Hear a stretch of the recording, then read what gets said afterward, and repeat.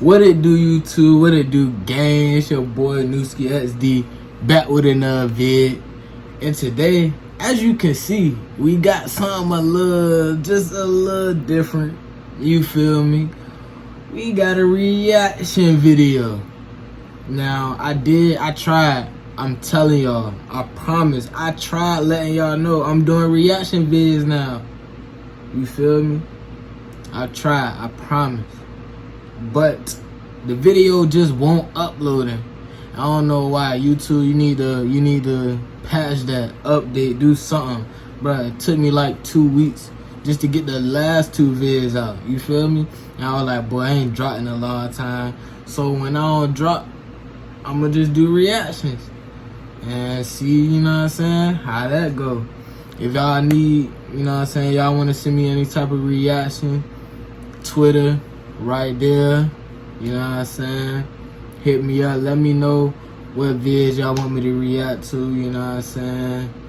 All information gonna be in the description below, how to get in contact me, or, you know what I'm saying, leave a comment, let me know what it is, and, you know what I'm saying, we're gonna jump into it. Mind y'all, all my reactions live. We watch it together, you know what I'm saying? You know what I'm saying? Gotta get lit with the live reactions. But yeah, let's get right to it. Squid Game is Netflix's newest hit, and it's a show that features a bunch of playground children's games, but with a gruesome twist. While the games in the show do exist, they usually are played with y'all watch the Squid Game? But there are some games that really are played Bro, in real life that have some sinister or evil that last game, bro. What is up, Top 10 fam? Welcome back. I am your host today, Olivia Kozlowski, and today we are talking ghosts, demons, and all that spooky, scary stuff as we dive into the top 10 real-life games scarier than Squid Game. Play if you dare. Starting off in our number 10 spot, we have Three Kings Cross. Three Kings Cross is an interesting game, to say the least. It has been described as a meditation ritual, a conduit to the unknown, or perhaps an invitation to the supernatural. Whatever you need it to be. This game originated on the No Sleep Reddit in 2012, but even the person who posted it wrote with it, "Please don't actually try this." This creepy game involves one principal player and one partner, and it's integral that the player fully trusts the partner. It is also said that this game should not be attempted if either person is going through any kind of hard or stressful time in life, and definitely do not attempt under the influence. Basically, after a very specific setup that involves chairs, so you gotta be setting your sober phone's alarm to 3:30, and holding an object of sentimental value. Once 3:30 rolls around, you get into your throne that you would have all set up. Basically, once you're in the throne with a candle lit, you can't look at any of the mirrors, but it is here where one mirror will hold the queen and one mirror will hold the fool, but you may not know which one is which. You can proceed to ask them questions and you may or may not receive answers, and even if you do, depending on if it's the queen or the fool, you may just be receiving lies. You may remain here until 4:34 a.m., which is when your partner should call your name to pull you out of the game. I'm not gonna lie, this game sounds way too eerie for me to even think about trying to play it. This is real? Number 9 spot today, we have the elevator game. This game is said to have originated in Korea, and all you need for it is yourself and an empty elevator in a building that has at least 10 floors. Here's the rules. Enter the elevator alone. Do not get out on any of the floors. If any outsiders get on the elevator, you'll need to start over. Proceed to the 4th floor. Descend to the 2nd floor. Proceed to the 6th floor. Return to the 2nd floor.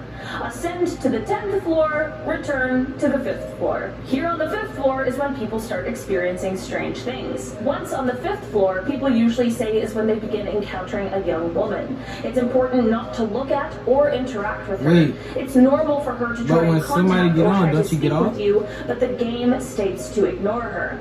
After this, you press the button to the 1st floor and one of two things will happen. One, if the elevator goes down to the 1st floor, then you need to exit immediately and silently and do not look back. Or 2, if the elevator goes up, this means that you've been allowed into the other world. You'll reach the 10th floor and things may look different. No one else will be on the floor. Sometimes the power is out. Here on the 10th floor, you may... Okay, wait. Pause. You telling me if I click the 1st floor and I start going up and I'm on so I'm on the 5th floor and I click 1. I click the first floor and I start going up What other world am I going to? Heck, bro, no. Nah, bruh. Nah, bruh. Nah, bruh. Nah, bruh. Nah, bruh. I ain't mean to pause, but nah, bruh. You telling me if I'm trying to go down and I go up instead? So am I dead? That's, hey, like they say, play. Hey, what's the label? Warning, something like that. Oh, beware. Hey, beware when you play these games, my boy. Woman, No again, cap. if you choose to exit the elevator, it is recommended that you continue to ignore her. It is said that if at any point you interact with this young woman, she will follow you home once you leave the elevator. And I think it goes without saying that most people don't want to bring home any otherworldly being with them. I think I might just skip the elevator game and take the You're in a stairs. corner? In our number 8 spot today, we have Ouija boards. I've said it before and I'll say it again. Ouija boards are not to be messed with. Why can't we just leave spirits and otherworldly beings alone? Actually, Ouija boards, if you haven't heard of them before, are boards that are printed with letters and That shit numbers and won't work, sometimes you know. other signs or a simple yes or no. Users of the Ouija board place their hands on a planchette or pointer, and as they contact otherworldly beings, you can ask questions, and then whatever you've contacted is supposed to take hold of the planchette and either answer your questions with the signs labeled on the board or spell out the answers if the signs aren't enough. Basically, it's like iMessage, but for demons. Need I say more? There have been countless stories of people using Ouija boards in extremely haunted places, or some people not closing their Ouija board sessions properly and then having to face the consequences of those decisions. Whether you believe in ghosts or not, it's probably best to just play this one on the safe side and leave the ghosts alone. In our number 7 spot today, we have Rando. Rando is an app that absolutely blew up on TikTok last year. The app uses a quantum number generator to give you some coordinates that are in your area so that you can go and explore, which would make it seem like some sort of fun adventure game that shows you new places you haven't seen yet. But instead, there have just been countless stories of people encountering some pretty creepy stuff while out randonauting. People have had paranormal experiences, many of which have been well documented on social media, while others have found objects that are most definitely cursed. A group of teenagers even made the gruesome discovery of a suitcase which ended up containing 2 bodies while randonauting, which is absolutely insane. Even though the coordinates are supposed to be random, it always seems to lead to something scary and sinister. I'm not saying that something weird is going on here. I'm just saying this app and game might be a good one to stay the heck away from. In our number 6 spot, is the app still like a thing? I've never heard of the triple mirror game before I started making this list, and honestly, I'm pretty glad about that. So basically, for this game, you mostly just need a lot of mirrors. Well, actually, you need 3 mirrors, no less. You'll also need a big white unscented candle. The unscented part is preferred because I heard ghosts don't like eucalyptus. So anyway, you light the candle and put it on the floor, and then you configure all of the mirrors in such a way that they reflect the image of the room's door in all 3 of the mirrors. It's not an easy setup for this spooky game, but that really is the hardest part. Once you get all the mirrors meticulously placed in the correct way, it is said you'll be able to see all of the ghosts that inhabit your room, only through the 3rd mirror. Sometimes these ghosts will only be seen in flashes, and I'm not sure if that's more or less creepy. 3rd mirror as in the last mirror you set up? This game doesn't sound fun. In our number 5 spot today, we have Charlie. Charlie went viral a few years ago as it quickly became a social media challenge that people wanted to try out. If you believe in that Charlie joint, bro, that joint is fake, bro. They blew on a pencil. Marked with yes or no. From there, you can ask Charlie questions, and apparently the top pencil will move depending on the answer to your question. Who is answering your... Get to the Mile High City faster. Fly non-stop to Denver from Norfolk Airport. Let's fly. My fault, bro. Bro. Well, apparently Charlie, who is said to actually be a demon. Okay, summoning demons wasn't exactly high on my list of fun games to play, but to each their own, I suppose. In our number 4 spot today, we have Bloody Mary. This one is pretty famous, so there's a good chance you've heard of it already. This game, which in North America we call Bloody Mary, exists in multiple countries around the world, all with slightly different backstories depending on the location, but with relatively the same rules and outcome. So realistically, this game can be played in any indoor room, but because of the fact that it requires a total blackout with no light leaking in, the most popular place to play the game is in the bathroom. Wait until nightfall and then enter the room with the necessary supplies. With a candle lit, look into the mirror and continue repeatedly chanting the name Bloody Mary until you reach the magic number 13. From here, people have explained that they've seen you do it 3 times. Bloody Mary screaming at them, cursing at them, sometimes even going as far as to harm people, steal their soul, drink their blood, or even scratch their eyes out. I don't know, you guys. There's just some things you don't risk. Whether I believe in it or not, why would I try and find out? In our number 3 spot today, we have the Midnight Game. This game is said to have originated from an old pagan ritual that we used. Alright, one last pause. Bro, with the Bloody Mary, I thought you only do it 3 times. Cause didn't they have like a whole movie? And you said her name 3 times in the mirror, and you know what I'm saying, she pop out the tub or something like that. Like she come out the mirror, but you know what I'm saying, she pop out the tub. I don't know, man. To punish those who broke the law. Basically, you write your full name out on a piece of paper and place it in front of a wooden door. Then you light a candle and set it on the piece of paper and wait until just before midnight and then knock on the door 22 times so that the last knock perfectly lines up with the first stroke of midnight.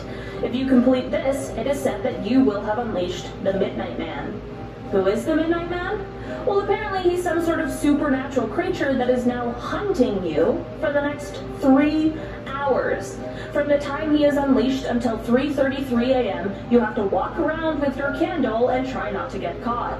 If the candle goes out, that means he's close. If you can't get the candle relit, it's advised that you surround yourself with salt. If you don't act quick enough and the Midnight Man catches you, well, no one knows exactly what happens because no one's still around to tell the tale. In our number 2 spot today, we have Charlotte's Mirror. What is up with ghosts and mirrors, you guys? That's what I'm trying to find out. The conjuring of the spirit of a 7-year-old girl whose mother was burned at the stake in the 15th century after being accused of witchcraft. All you need to play this game is a dark room, a mirror, and something that Charlotte might like a toy. Put the toy on the floor, and while only looking at the reflection of it in the mirror, wait to see if Charlotte approves. If she does, she'll reward you by answering any questions you may have. But the trouble comes if you didn't bring her a gift she likes. It is said that Charlotte especially hates candles, so it's also recommended you don't bring one of those. Rumor has it she's not a ghost you want to mess with. In our number 1 spot today, we have the Closet Game. This is like 7 Minutes in Heaven, except the exact opposite of that. For this game, around midnight, you step into a dark closet and close the door. You wait for 2 minutes and then hold out an unlit match. From here, you need to chant, "Show me the light or leave me in the darkness." If you hear voices whispering behind you, fight the instinct to run as fast as you can and instead light the match right away. Don't let it go out though. If you do, that's when the demon will grab you and take you to wherever he came from, and that is not a place you want to go.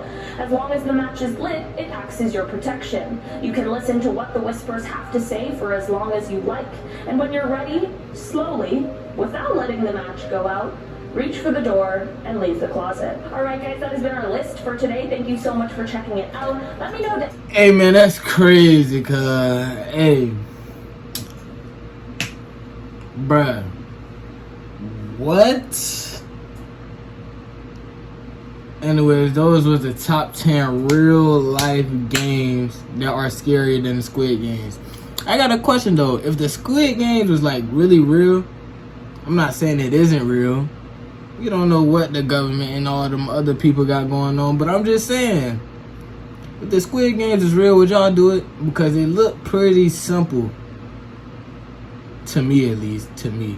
Now, the guy who won, he dumb. I would have touched that bread. Ooh. Sorry for the spoilers, my guy, but hey, I would have touched that bread. I would have said, man, I'm a millionaire. What was it? Billion? Million? Yeah, million, right? I'm a millionaire at the end of the day. This money about to set me for life. I'm good, you feel me?